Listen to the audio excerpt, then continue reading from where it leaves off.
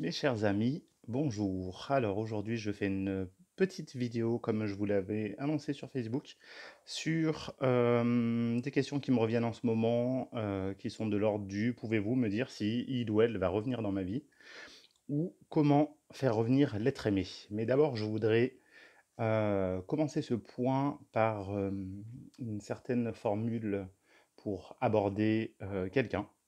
Tout simplement parce qu'aujourd'hui, j'ai reçu un message qui me dit «Bonjour, êtes-vous médium?»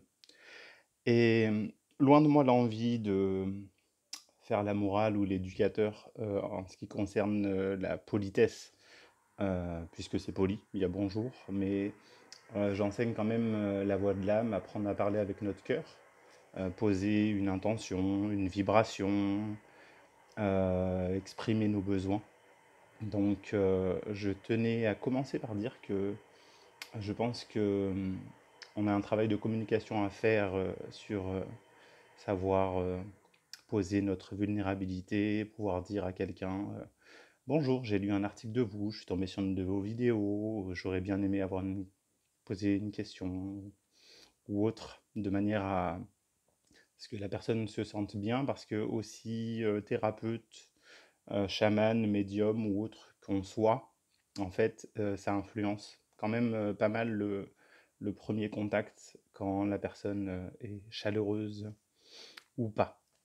Donc, pour la petite anecdote, je me rappelle il y a quelques années, il y a une personne, qui m'avait dit, «J'ai un problème, je ne sais pas sociabiliser, qu'est-ce que, tu peux me conseiller?»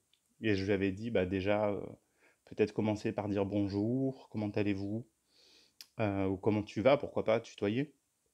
Hem, Aborder les gens d'une manière, plus sympa. Et cette personne, avait tout de suite dit: «Oui, mais moi je suis indigo, tu sais tous les moules de la société, de la 3D, le conditionnement de la vie, je rentre pas là-dedans, ça m'intéresse pas, j'ai pas envie de faire semblant, de ressembler à un mouton» et cetera et cetera. Et je lui avais dit: «Bon, bah, voilà, tu as économisé une séance, voilà pourquoi tu sais pas sociabiliser. Bah, c'est parce que tu ne sais pas demander de l'aide et tu me donnes un enseignement alors que tu as besoin de moi». Donc voilà, terminé la thérapie de 10 secondes. Alors, pouvez-vous me dire si il ou elle va revenir dans ma vie? Alors ça déjà, c'est pas une question de médiumnité, c'est une question de voyance. Donc je vais commencer par ce point. La médiumnité, oui, je suis médium, ce qui me permet de lire les gens qui sont en face de moi, pouvoir sentir qui ils sont, qu'est-ce qu'ils vivent, pourquoi ils le vivent, sentir des événements du passé, avoir des flashs visuels, ça peut être des sortes de photos, ça peut être des scènes. Certains ont différentes médiumnités qui peuvent être de l'ordre du ressenti, qui peuvent être de l'ordre de l'audio, etc. Il y a 1000 formes de médiumnité différentes. Lire l'avenir, ça c'est de la voyance. Donc, pas que je ne crois pas en la voyance, mais je ne la pratique pas dans le sens où pour moi, dire à quelqu'un ce qui va lui arriver, c'est influencer ses pensées créatrices, quelque part le programmer à vivre quelque chose, parce qu'il va concentrer son énergie sur ce que je lui ai dit, de manière à le créer dans sa vie. Et en fait, je me donne pas le droit d'ôter le libre arbitre à quelqu'un, bien que effectivement la lune, les astres, les planètes, les étoiles, les êtres humains peuvent nous influencer et créer un avenir, notre mode alimentaire, nos habitudes, tout peut permettre de lire l'avenir. Donc je crois qu'on peut prédire l'avenir de quelqu'un. Tout simplement, je ne m'en donne pas le droit, puisque c'est juste mon éthique personnelle. Donc vraiment, je ne souhaite pas me mettre à dos les pratiquants de voyance. Je respecte énormément, tout simplement, chacun son métier ou chacun sa manière de voir les choses sans mauvais jeu de mots. Alors, je poursuis. Comment faire revenir l'être aimé? Alors, très bonne question. Très bonne question. Moi, personnellement, c'est une question qui me fait peur. Je vais vous dire pourquoi. Soyons conscients de nous. Pourquoi on veut faire revenir l'être aimé? Parce qu'on souffre. Donc, qui en moi parle au moment où j'ai besoin de faire revenir l'être aimé? en moi, on pourrait dire en termes de sous-personnalité, l'amant, l'amante qui souffre. Donc, quelle est l'énergie que je pose? Je vais être un peu répétitif, mais c'est l'énergie de la souffrance. L'énergie de la souffrance appelle l'ego. Donc, c'est mon ego qui veut récupérer l'autre, c'est pas mon âme. C'est pas une intention d'amour. On ne peut pas dire j'aime l'autre, donc je veux qu'il revienne. En réalité, c'est je vais mal, donc l'autre va me permettre d'aller mieux. Donc, c'est un besoin égoïste, égocentrique, tout simplement parce qu'on oublie que l'autre fait ce qu'il veut. En fait, l'autre est libre, et s'il est parti, bah, il est parti, si elle est partie d'ailleurs, elle est partie, et en fait, les personnes reviennent si elles le veulent bien.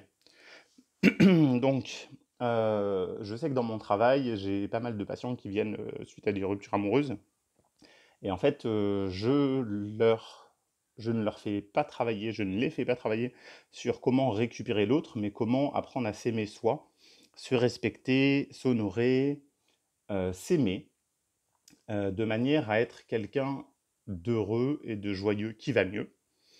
Donc, dans un premier temps, c'est le meilleur moyen de récupérer quelqu'un, parce que la personne n'a pas envie qu'on lui court après ou qu'on soit complètement lamentable. En général, la personne nous a aimés parce qu'on était quelqu'un de digne et de droit et de jovial, d'attirant, alors que c'est pas très attirant d'être soumis, je dirais, aux besoins de quelqu'un. Donc, finalement, lui courir après ou vouloir le récupérer, c'est souvent le meilleur moyen de le faire fuir. Donc, se concentrer sur soi et sur son propre bonheur. Et sur le deuxième point, lorsqu'on arrive à se rendre heureux, comme ça, et qu'on n'est plus dépendant de l'autre pour aller bien, finalement, ça nous devient presque futile. Est-ce qu'il va revenir, est-ce qu'elle va revenir, ou pas, tout simplement parce qu'on n'a plus besoin réellement de l'autre. Donc, en général, suite à ce travail, soit la personne revient et on est heureux, et soit la personne ne revient pas et on est heureux. Donc, c'est tout bénef. Donc, l'objectif, c'est de sortir de la dépendance affective. J'ai pas besoin de quelqu'un pour me rendre heureux, j'ai besoin de moi-même. Ensuite, je vous ai amené une notion holistique, donc globale, et je vais terminer par un point qui est une notion chamanique. C'est qu'en chamanisme, magie blanche, magie noire, le fait de vouloir récupérer quelqu'un, si vous adressez à un chaman et qu'il vous dit oui, assis-toi, pose ton portefeuille et je vais te donner des solutions, c'est que c'est pas de la magie blanche. En fait, tout simplement parce que le fait de vouloir influencer, modifier, euh, manipuler le libre arbitre de quelqu'un d'autre, ce n'est pas une intention noble et lumineuse, ni de l'amour. C'est de la magie noire parce que on se sert de notre puissance pour ôter le pouvoir de réflexion et de conscientiser de quelqu'un d'autre, dans le but, j'allais dire de gagner de l'argent, mais c'est pas le but unique, c'est dans le but de satisfaire le besoin de quelqu'un d'autre. Mais en tout cas, pour vous dire, l'amour, c'est de laisser l'autre libre de ses choix. Je t'aime tellement que je voudrais que tu sois heureux ou heureuse, que ce soit avec moi si je le peux, ou que ce soit sans moi si c'est mieux pour toi. Ça, c'est de l'amour. Dire à quelqu'un je t'aime, donc je veux te posséder comme un poisson rouge dans un aquarium ou un oiseau dans une cage, ou un chien ou un chat qui vont jamais dans la nature, je ne crois pas que ce soit de l'amour, je pense que c'est de la possession. Et ce mot justement multiple sens, parce que possession, posséder physiquement, possession, posséder énergétiquement, possession, posséder en termes d'entité négative et de souffrance, et d'avoir du pouvoir négatif et malsain sur l'autre, comme si c'était un objet. Alors, je termine là-dessus. Tout simplement en vous disant que je vais faire une petite interview vendredi, je crois, je suis sûr, vendredi prochain, 16 h, heure de France, 18 h, heure de l'île de la Réunion, sur une émission Être Soi, une page Facebook, il y a une chaîne YouTube, abonnez-vous, ou suivez-la, où je parlerai de la notion de vivre en conscience, puisque ce sera le thème du stage que je vais donner à La Réunion en 4 jours, suite à une conférence d'ailleurs, et les dates exactes, je ne sais plus, mais c'est entre le 1er, 2, 3, 4, 5 octobre qui viennent, et vous êtes invités tout simplement à suivre la conférence qui sera gratuite et libre. Et pour les réunionnais, bah, si ça vous parle, vous serez évidemment le bienvenu à suivre la conférence et le stage physiquement quand je viendrai chez vous. Enfin, chez vous et chez moi, puisque je suis réunionnais aussi d'origine. Sur ce, plein de gros bisous, je nous aime et nous sommes un.